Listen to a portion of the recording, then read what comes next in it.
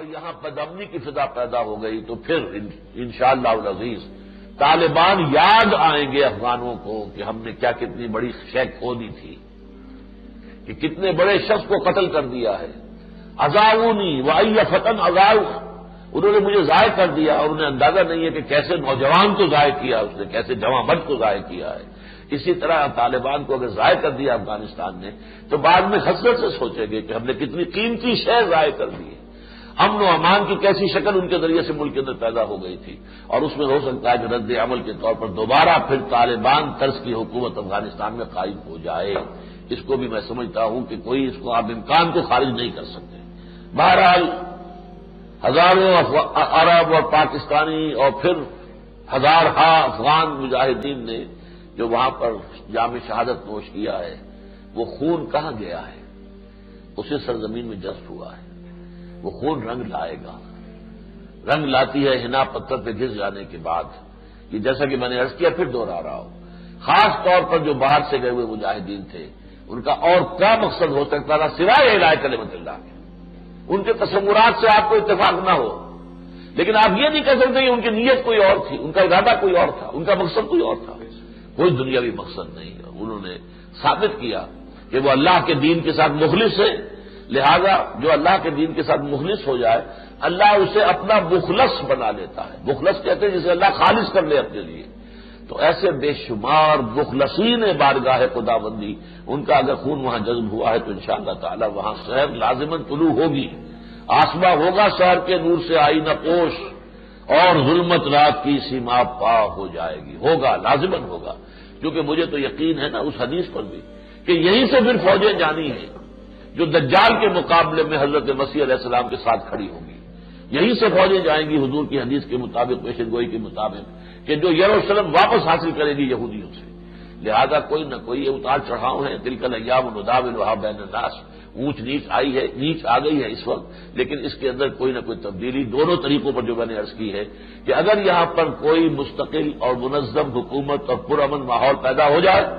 تو پھر جیسے دوسرے ملکوں میں دین کی کوششیں ہو رہی ہیں، پاکستان میں ہو رہی ہیں، کہیں اور ہو رہی ہیں، اور مصر میں ہو رہی ہیں، ترکی میں ہو رہی ہیں، اور ہر جگہ ہو رہی ہیں، کہاں نہیں ہو رہی، ہر جگہ پر مسلمان کوشش کر رہے ہیں، اور مسلم فنڈامنٹلسٹ جن کو کہا جا رہا ہے وہ ہر جگہ موجود ہیں، کبھی تو دنیا گھبرا رہی ہے، اسی طرح افغانستان میں بھی ہوگا۔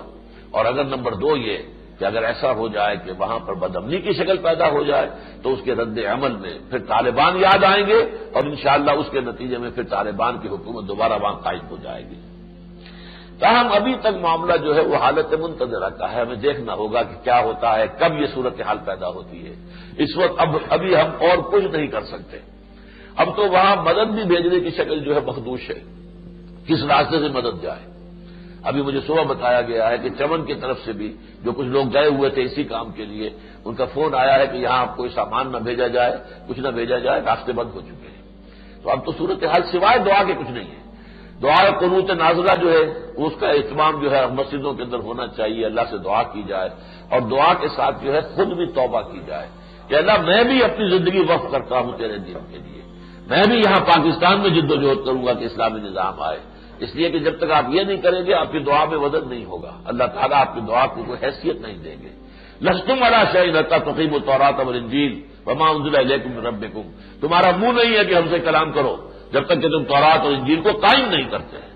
اسی طرح ہمارا منہ نہیں ہے کہ اللہ سے ہم دعا مانگے جب تک کہ ہم قرآن کو نافذ نہیں کرتے،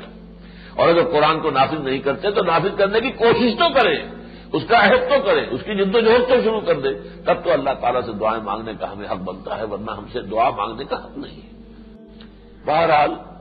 یہ تو اللہ تعالیٰ کی طرف سے ہمارے لیے ہے، اور یہ رہنمائی ہے کہ ہمیں در حقیقت اس سے بالکل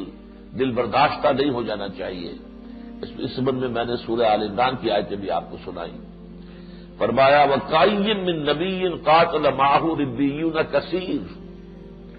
کتنے ہی نبی ایسے گزرے ہیں جن کے ساتھ ہو کر اللہ والوں نے جنگ کی بڑی تعداد میں۔ فَمَا وَهَنُوا لِمَا أَصَابَهُمْ فِي سَبِيلِ اللَّهِ، تو انہوں نے ہمت نہیں ہاری، جو تکلیفیں بھی ان پر آئیں اور جو قربانیاں بھی انہیں دینی پڑی اللہ کے راستے میں۔ وَمَا ضَعُفُوا، نہ کسی کمزوری کا مظاہرہ کیا، وَمَا اسْتَكَانُوا، اور نہ ہی کسی اعتبار سے انہوں نے دل جو ہے چھوڑا۔ واللہ یحب الصابرین، اللہ تعالیٰ کو ایسے ہی صابرین محبوب ہیں۔ وما کان قولہم، اور ان کا قول تو ہر وقت یہی تھا، ربنا اغفر لنا، الا ان قالوا، کہ انہوں نے یہ کہا ربنا اغفر لنا ذنوبنا واسرافنا فی امرنا، اے رب ہم سے ہماری جو خطائیں ہیں وہ درگزر فرما دے، دور کر دے، کوئی غلطیاں ہو گئی ہوں تو معاف فرما دے، اور اگر کسی معاملے میں ہم حد سے گزر گئے ہوں، ہم نے کچھ زیادتی کر دی ہو، اے اللہ اسے بھی معاف فرما دے، وثبت اقدامنا، اور ہمارے قدموں کو جما دے، وانصرنا علی القوم الکافرین، اور ہمیں ہماری مدد کا ان کافر لوگوں کے مقابلے میں، فآتاہم اللہ ثواب الدنیا وحسن ثواب الآخرہ، تو اللہ تعالیٰ نے انہیں عطا فرمایا دنیا کا بدلہ بھی اور آخرت کا تو بہت ہی عمدہ بدلہ، واللہ یحب المحسنین، اللہ ایسے نیکوکاروں سے محبت کرتا ہے۔